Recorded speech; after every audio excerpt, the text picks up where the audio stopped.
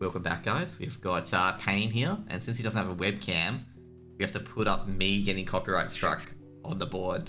But anyways, go. How do you think the BO3 went today? Okay, obviously Mindfreak won 2-1. Yep.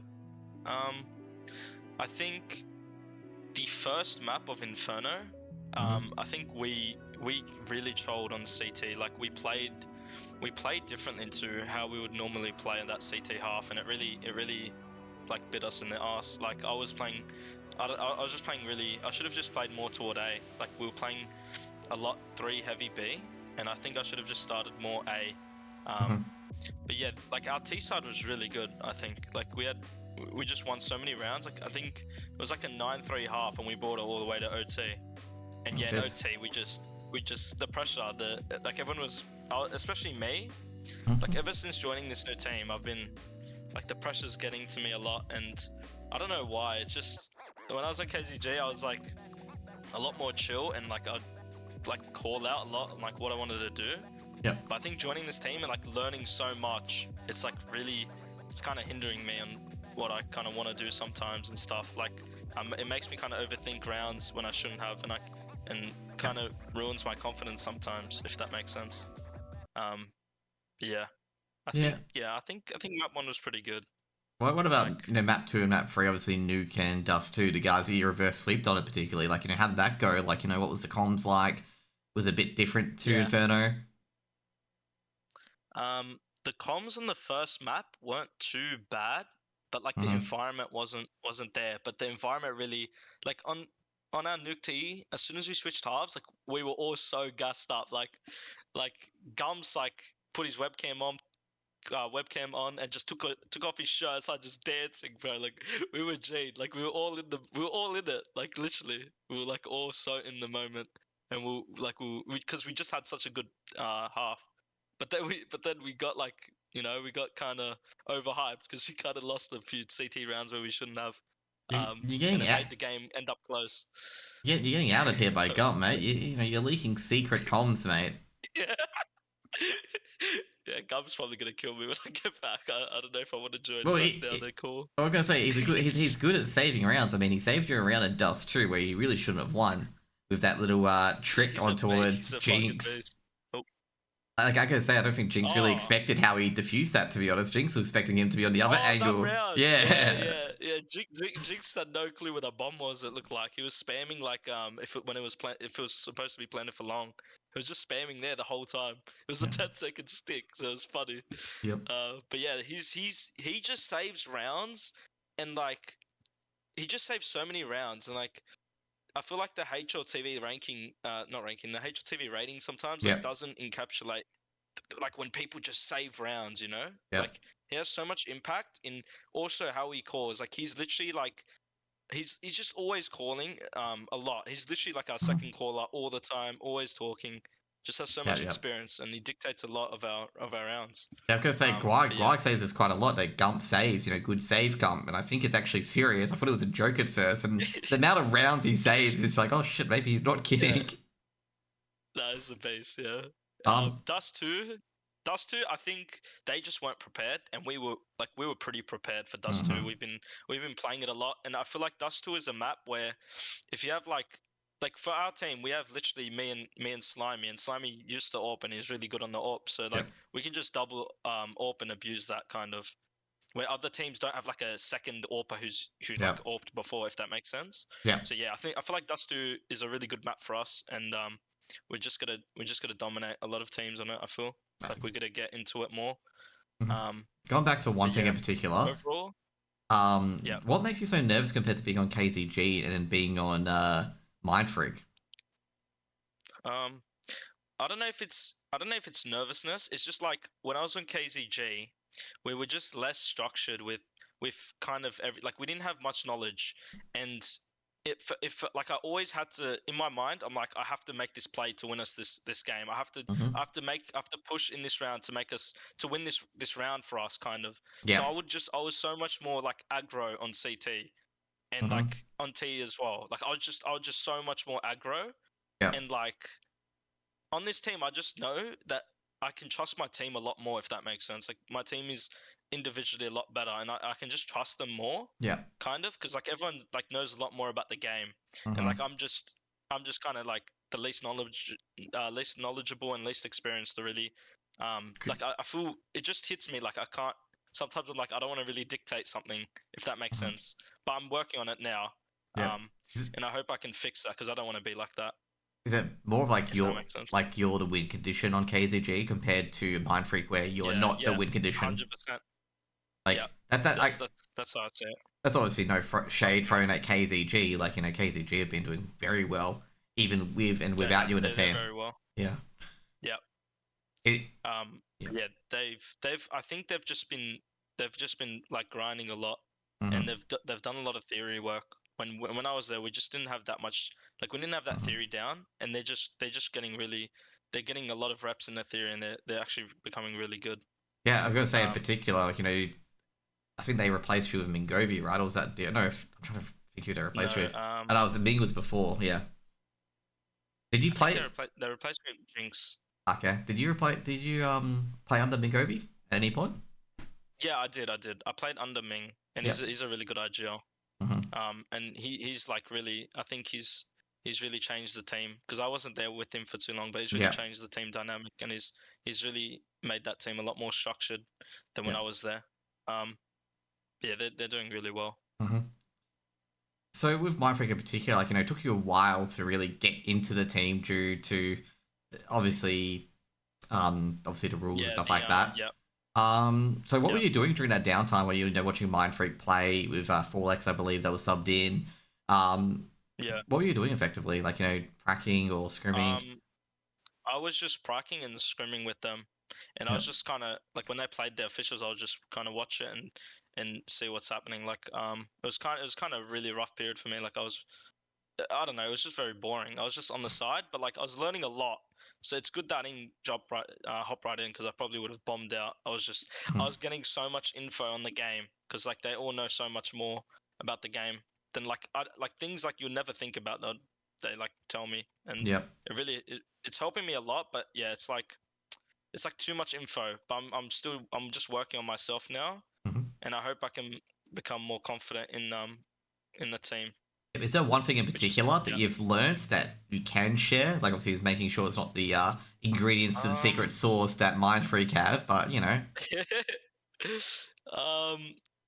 There's just too many like it's more micro like Yep. like really small like things like this one's quite obvious, but as soon as I join, like this is so dumb. Like everyone probably knows this, but when we save, like you shouldn't like run away because you tell the enemies that you're saving and shit. Like I know Uh-huh. that's so obvious, but it's like such a thing that I didn't even like realize. But like there's more stuff like that, but that's like some like dumb info that I didn't like really clock in my head, to be honest. Yeah. Yeah, there's just I there's guess so it's many more small of things like I guess it's more of like keeping in their head. Like, it's not really thinking what you want to do. It's like making the other team believe what you're gonna try and do. yeah. Yep. Um, More of the mental games. Is that what you're trying to say? yeah, it's yeah, literally. Um, but yeah, I feel like we won the mental game today. Like we had such a bad start on Inferno CT, and we just came back, and it's all a mental game, CS, and confidence game. That's how I see it. Yep. Um, yeah. What like I say? What about What what's do the you? like? What do you? You can ask. Okay, you can ask me Sorry, the what was question. You get one question to ask me. I was Okay. just gonna say, what do you? What did you think of like the Dust 2? Like, what do you think went like wrong and what went right for like both teams? If that makes sense. Like, Van. why did the? Yeah. I'll ask that question. Vantage, as you said, did not understand the map. They hadn't played it too much. They lost the B Okay. site on a retake. Okay, and that's for Yeah. me. You can get lucky on a B site retake, but I felt how they lost that B site retake was them not really utilizing B sites holding capabilities to the full advantage. And also, there was a lot Yeah. less utility being thrown in particular. Look at that flash assist, it wasn't too much. And they weren't really putting Yeah. pressure on you and making their way through long. They were just making their way through long, hoping that they would be successful. Like, there was no Molotovs thrown to car, no flashes praying out, stuff like that as well.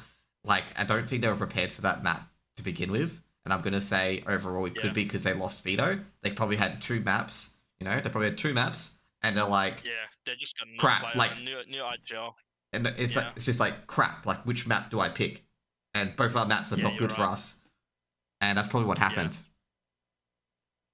The thing is advantage though, they're all so sharp. Like everyone on Mm. that team is so sharp. Like even if they're not prepared for a map, sometimes they can just shoot you, you know? So like it was still kind of scary going in. Like we weren't that pressured, like we're confident, but like they can just win just off shooting sometimes. Like they're just all very sharp individuals. Okay, Um I always got an answer here. He says they prep yeah. dust, but yeah, I gotta say like Mindfreak I think prep dust a lot better, or they just counter strategy you guys inadvertently. That's how I feel about it. They probably just counter strategy you guys inadvertently. They probably did know your strats, but they countered it. You know, kind of coincidental. Yeah, I don't know. Like Yeah. we've practiced dust quite a bit as well. Yep. But like new IGL, new player, Mhm. it's just different dynamics to the team. Yep. I feel like that if they just continue with this team, I feel like this team's quite strong if they just continue with it. Like Jinx is really sharp. He just needs like that experience, and Mhm. they'll be really um in a few months' time. But Yeah. yeah, we I feel like we just kind of I don't know like that Dust 2 is kind of just a bit of a one way, like you said. Yep. Um, but yeah, it was really fun series. Like it was really intense all the time. Like it Mhm. felt like it was just so intense. Like there was no like massive Yep. momentum really. It was just kind of back and forth, especially map one. Yep. Like OT was really tough as well. I was listening to it, and Um, it seemed like it was back and forth. Like a lot of people were guessing like 16, 14, 13, 11, stuff like that, expected it to be yeah, close. yeah, I'm going to ask you got your it next was so opponent, which is going close. to be Bad News Kangaroos, and you're going to be taking on Hmm. the other goat, Damio. And even if you Mm. beat him, you could be taking on FlyQuest later, and the other brother's going to get revenge for Damio. Yeah, you're right. You're right. Vexo's just going to Ferrari I was just gonna PQ, think of that. and then he's gonna just spray paint you and just be like, the cloud question mark. But Oh, you're right. You're right. you got BNK next. You got Damio. You got Brace. You got obviously a whole bunch of really good players in there as well. How do you think Mindfreak's going to go against them? And have you got any plans prepped for BNK? I feel like against BNK, it's just like they're really good. They're obviously a very good team. It's just more like if we play well, I think we can win. I think we will win if we Mm-hmm. play well. I think if I just stay composed as well, especially me, because I feel like the other guys they're more under pressure. They're really good. Like they're not as bad as me, and it's more so me with the pressure of a new team, new environment, and like just sticking to my guns more. And I feel like if we stay composed, we can win. Mm-hmm. But yeah, they are a threat because they are all really good players. Also, Um, also as well, like what are tips to dual players you have? We had like Mitzi on, we had ASAP on, we've had Brace on in particular. Like newer players coming into the scene and like wanting to really challenge for those top spots. Like what can they do in particular? And we also had Kraz as well um, say this as well. And ask Kraz this question.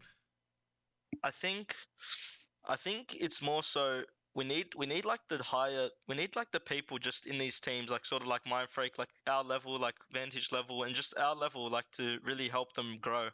Like I'm coaching a team Y Create Aiden's team and Mm, like I'm just teaching them a lot and they're showing growth and they're really becoming into like their shape. They're like learning a lot about the game and getting a lot like they're just mm, getting better every day.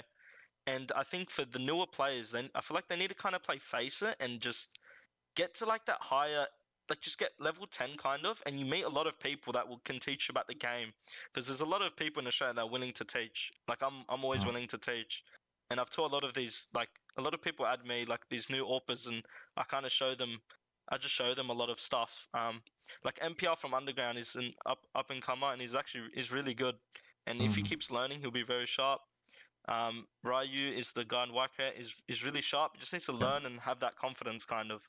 Is it, But yeah, like I think these new players need to kind of reach out a bit. I feel reach out because a lot of players are willing to help them mhm. grow.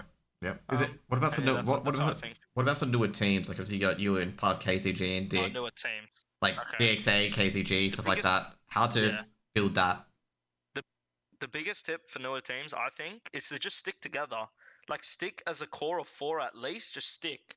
Like that's what I did. Like I was like level 3 with KCG, I literally just bought some random level 10s. Me and Samux were like level 3, Mm-hmm. and we just grinded for like a year straight, and we just kept grind. We stayed together, we kept switching the fifth because we weren't like we didn't gel with anyone, and That revolving we door. weren't 100% on anyone. Yeah, a bit of a revolving door, but it ended well. Like we ended on good terms, and we just got to top. We just stuck together because a lot of these new teams, like they have a bad run in a qualifier in ESCA, they just disband, and it's sad to say sometimes.